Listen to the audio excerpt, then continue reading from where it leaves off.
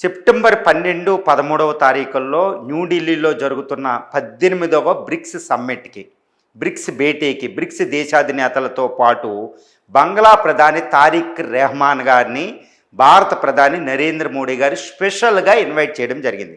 కానీ నరేంద్ర మోడీ గారికి షాక్ ఇస్తూ తారిక్ రెహమాన్ నేను న్యూఢిల్లీ రాను, షేక్ హసీనాను అప్పగిస్తే వస్తాననుకుంటూ పెద్ద లింక్ పెట్టడం. ఇప్పుడు నరేంద్ర మోడీ గారికి ఇది అవమానమా, లేకపోతే తారిక్ రెహమాన్కి ఇది ఛాలెంజా? అసలు భారత దౌత్య విధానానికి తారిక్ రెహమాన్ని తీసుకోవాల్సిన అవసరం ఏంటి అంటే, తప్పనిసరిగా ఇప్పుడు బంగ్లా ప్రధానిని మనం ఇన్వైట్ చేసినప్పుడు ఆయన రాకపోతే అది భారత దౌత్య విధానానికి ఒక ఛాలెంజ్గా పరిగణించే అవకాశం ఉంది. కాబట్టి మరి తారిక్ రెహమాన్ న్యూఢిల్లీ వస్తాడా, లేకపోతే షేక్ హసీనాను అప్పగించాల్సిందే మొంకుబట్టు పడతారనేది మనం చూడాలి. అసలు నరేంద్ర మోడీ గారి చేతిలో అస్త్రాలు ఏంటో కూడా మనం చూడాలి. అంటే బంగ్లాదేశ్ని మనం దారిలోకి తెచ్చుకోలేమా అనేది ఇప్పుడు భారత దౌత్య విధానానికి ఒక బిగ్గెస్ట్ ఛాలెంజ్గా ఉందన్నమాట. ఇప్పుడు చాలా పెద్ద విషయం జరుగుతుంది. సెప్టెంబర్ 12, 13 తారీఖులు బంగ్లా ప్రధాని ఇక్కడికి వస్తారా రాకపోతే అది చైనా పాకిస్తాన్లకు పెద్ద విజయంగా మారబోతుంది. భారత్కి మరో బంగ్లాదేశ్ పాకిస్తాన్గా అవతారం ఎత్తే అవసరం కూడా ఉంది. మరి నరేంద్ర మోడీ గారు దీన్ని ఎలా డీల్ చేస్తారు ఈ విషయాన్ని చూడాల్సిందే. ప్రస్తుతం మనం చూసినట్లయితే ఇప్పుడు సెప్టెంబర్ 12, 13వ తారీఖుల్లో బ్రిక్స్ నేతలు, ముఖ్యంగా వ్లాడిమిర్ పుతిన్, జీ జిన్పింగ్ లాంటి అత్యాధునిక నేతలు 11 మంది దేశాధినేతలు ఇక్కడికి రాబోతున్నారు. ఈ సెప్టెంబర్ 12, 13వ తారీఖుల్లో బ్రిక్స్ నేతలతో పాటు బంగ్లా ప్రైమ్ మినిస్టర్ తారిక్ రెహమాన్ వస్తారా రారా? ఆయన పెడుతున్న డిమాండ్ ఏంటంటే నేను న్యూఢిల్లీ రాను, ఎందుకంటే న్యూఢిల్లీలో ఆశ్రయం పొందుతున్న బంగ్లా మాజీ ప్రధాని షేక్ హసీనాని బంగ్లాదేశ్కి అప్పగించాలి, బంగ్లాదేశ్కి ఎక్స్ట్రాడైట్ చేయాలి. ఎక్స్ట్రాడిషన్ ట్రీటీ అనేది బంగ్లా భారత మధ్యలో ఉంది. ఈ ట్రీటీ ప్రకారం నేరస్తుల పరస్పర అప్పగింత, ఎక్స్ట్రాడిషన్ ట్రీటీ ప్రకారం బంగ్లా ప్రైమ్ మినిస్టర్ మాజీ ప్రధాని అప్పగించాలి.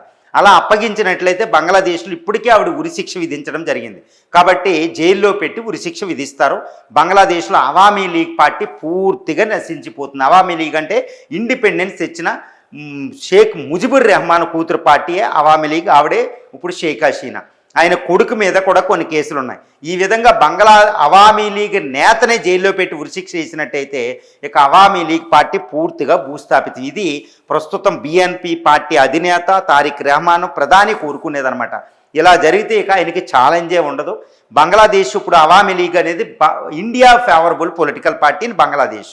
అంటే బంగ్లాదేశ్లో ఇంకా అన్ని భారత వ్యతిరేక పార్టీలే ఉంటాయి. ఇప్పుడు జైసీ ఇస్లామీ నేషనల్, ఇప్పుడు జంజీ పార్టీ, ఇప్పుడు బిఎన్పి, ఇవన్నీ కూడా భారత వ్యతిరేక పార్టీలు, పాక్ చైనా ఫేవరబుల్ పార్టీస్. కాబట్టి భారత్ ఏంటంటే అవామీ లీగ్ పార్టీని బ్రతికించాలి, భారత ఫేవరబుల్ పార్టీని బ్రతికించాలి. ఇక రెండోది ఏంటంటే షేక్ హసీనా భారత ఆశ్రయంలో ఉంది. ఇక్కడ పరిపాలించేది మోడీ జాతీయవాద ప్రభుత్వం, రాముడిని ఫాలో అయ్యే పొలిటికల్ పార్టీ. రాముడు ఒక్కసారి ఆశ్రయం ఇస్తే ఎట్టి పరిస్థితుల్లో ప్రాణం పోయినా మాట తప్పడు. కాబట్టి షేక్ హసీనాకి ఆశ్రయం ఇచ్చింది మోడీ ప్రభుత్వం.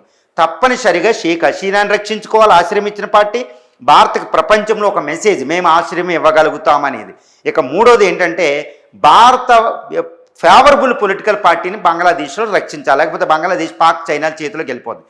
కాబట్టి షేక్ హసీనాని ఎట్టి పరిస్థితుల్లో వదిలే ప్రసక్తి లేదు అని మోడీ గారు చెప్పినట్టు తెలుస్తుంది. ఎందుకంటే దినేష్ త్రివేది ఇప్పుడు Bharat ambassador to high commissioner to Bangladesh, ఈయన బంగ్లా ప్రైమ్ మినిస్టర్ షేక్ తారిక్ రెహమాన్ని 45 నిమిషాల భేటీ అయ్యి ఇదే చెప్పినట్టు తెలుస్తుంది. న్యూఢిల్లీకి మళ్ళీ వచ్చి ఇక్కడ కూడా చర్చించినట్టు తెలుస్తుంది. దాంతోపాటు చీఫ్ ఎవరు పరాగ్ జైన్ కూడా బంగ్లాదేశ్ విజిట్ చేసి ఇదే చెప్పినట్టు తెలుస్తుంది. కాబట్టి హ్యూజ్ డిప్లొమాటిక్ డిస్కషన్ జరుగుతుంది, దౌత్య సంప్రదింపులు. సెప్టెంబర్ 12, 13వ తారీఖుల్లోకి ఈ తారిక్ రెహమాన్ ఒప్పించి ఢిల్లీ తీసుకురావడం, షేక్ హసీనాను అప్పజెప్పకుండా. ఒకవేళ షేక్ హసీనాను అప్పజెప్పకుండా ఉంటే, ఆయన రాకపోతే మాత్రం భారతదేశం తన అమ్ముల పొదులోనే ఒక భయంకరమైన అస్త్రాలు బయటకు తీయవచ్చు బంగ్లాదేశ్ని పనిష్ చేయడానికి. ఏంటి అంటే అండి, ఇప్పుడు బంగ్లాదేశ్ ప్రధాని తారిక్ రెహమాన్ ఇండియా రాకుండా చైనా విజిట్కి వెళ్ళడం, అక్కడ చైనా విజిట్లో తీస్తా నది జల ఒప్పందం అనుకుంటూ చికెన్ నెక్క దగ్గరికి చైనాని తీసుకురావడం కంపెనీలని, తర్వాత మోగ్లా పోర్ట్ అనేది కలకట్టాకి 180 కిలోమీటర్లో ఉన్న పోర్ట్ని చైనాకి ధారాదత్తం చేయడం, తర్వాత అక్కడ నుంచి చైనా అక్కడ J-16, J-10 లాంటి J-10C లాంటి యుద్ధ విమానాలను చైనా నుంచి 40 విమానాలు తెచ్చుకోవడం. ఈ విధంగా బంగ్లాదేశ్ చైనా ఫేవరబుల్గా మారిపోయింది. తారిక్ రెహమాన్ పాకిస్తాన్కి తన సివిల్ సర్వెంట్స్ని కోచింగ్కి ట్రైనింగ్కి పంపడం, ఈ విధంగా బంగ్లాదేశ్ ఇప్పుడు ప్రస్తుతం పాక్ చైనాలకి ఫేవరబుల్గా ఉంది ఈ యొక్క తారిక్ రెహమాన్ ప్రభుత్వం. తారిక్ రెహమాన్ భారత్ ఫేవరబుల్గా లేడు అనేది నిశ్చయమైపోయింది. అందుకని ఇంకొక చివరి అవకాశంగా మోడీ ఆయన్ని ఢిల్లీకి ఇన్వైట్ చేయడం బ్రిక్స్ సమ్మిట్కి. ఇప్పుడు దాన్ని కూడా ఆయన తిరస్కరిస్తున్నారు. కాబట్టి ఇక భారతదేశం దగ్గర ఉన్నది ఒకటే ఒక బ్రహ్మాస్త్రం, ఏంటంటే గంగా జల ఒప్పందాన్ని నిలుపుదల చేయడం.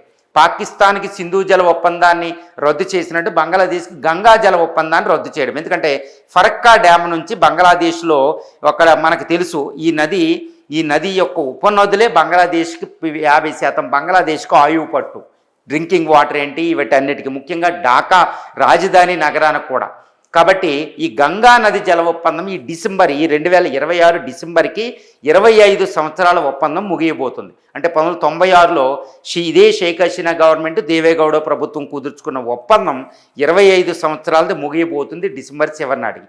తర్వాత ఇమ్మీడియట్గా ఇప్పుడు భారతదేశంలో ఒక టెక్నికల్ గ్రూప్ వేసి మళ్ళీ దాన్ని పునరుద్ధరించుకోవాలి. కానీ తారిక్ రెహమాన్ ఢిల్లీ రావడంలే. కాబట్టి ఇండియా ఆయన ఢిల్లీ రాకపోతే గంగా జల అదేవిధంగా తీస్తా జల ఒప్పందాన్ని రద్దు చేసి పక్కన పెడద్ది, అసలు డిస్కషన్ లేకుండా. కాబట్టి ఇక గంగా జలాలు బంగ్లాదేశ్కి వెళ్ళవు. ఫరక్కా నుంచి ఇటు వెస్ట్ బెంగాల్ ఒడిశా నుంచి మనం ఉపయోగించుకుంటాం.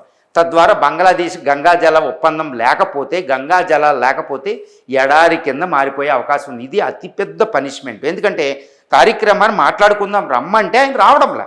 ఇది ఇండియా చేసే తప్పే కాదు. కాబట్టి ఇది కూడా మనం సైలెంట్గా వదిలేస్తాం. కాబట్టి ఇక బంగ్లాదేశ్ నరకం అనిపించబోతుంది. మరి ఇది ఆయనకు తెలుసు. మరి తారిక్ రెహమాన్ ఢిల్లీ వస్తారని నేను అనుకుంటున్నా. ఏదో చివరి నిమిషంలో అయినా రాకపోతే మాత్రం సీరియస్ పనిష్మెంట్ ఇవ్వబోతుంది. అంతేకాని ఆయన పెట్టిన డిమాండ్ షేక్ హసీనాని అప్పగించాల్సిందే అనే డిమాండ్ని ఇండియా ఒప్పుకునే పరిస్థితి లేదు. షేక్ హసీనా తనకు ఇష్టమైన డిసెంబర్లోనే ఆవిడ బంగ్లాదేశ్ వెళ్తుంది. ఆవిడకి అక్కడికి వెళ్ళినా ఇండియా ప్రొటెక్షన్ ఉండబోతుంది. ఇండియా అంతర్జాతీయంగా ఆవిడని ఉరేయకుండా కాపాడి ఆ పొలిటికల్ పార్టీ బ్రతికేటట్టు చేయడానికి ఇండియా కృతనిశ్చయంతో ఉంది అనేది మనకు అర్థమవుతుంది. కాబట్టి ఇప్పుడు తారిక్ రెహమాన్ సెప్టెంబర్ 12, 13 తారీఖుల్లో ఢిల్లీ వస్తాడా, లేకపోతే ఇండియా మోడీ చేతిలో పనిష్మెంట్ అనుభవిస్తాడా? ఇది ఒకటే. నాకు తెలిసినంతవరకు ఆయన రాకపోతే మాత్రం గంగా జల ఒప్పందాన్ని రద్దు చేసే అవకాశం ఉంది. అదే నిజమైతే మాత్రం పాక్ చైనాలు తన శక్తిని అంతా ఉపయోగించినా బంగ్లాదేశ్ని రక్షించలేదు. తారిక్ రెహమాన్ మరి ఈ విషయంలో తప్పకుండా పునరాలోచించి వచ్చే అవకాశాలు అయితే ఉన్నాయన్నట్టు నేను చెప్పగలుగుతాను.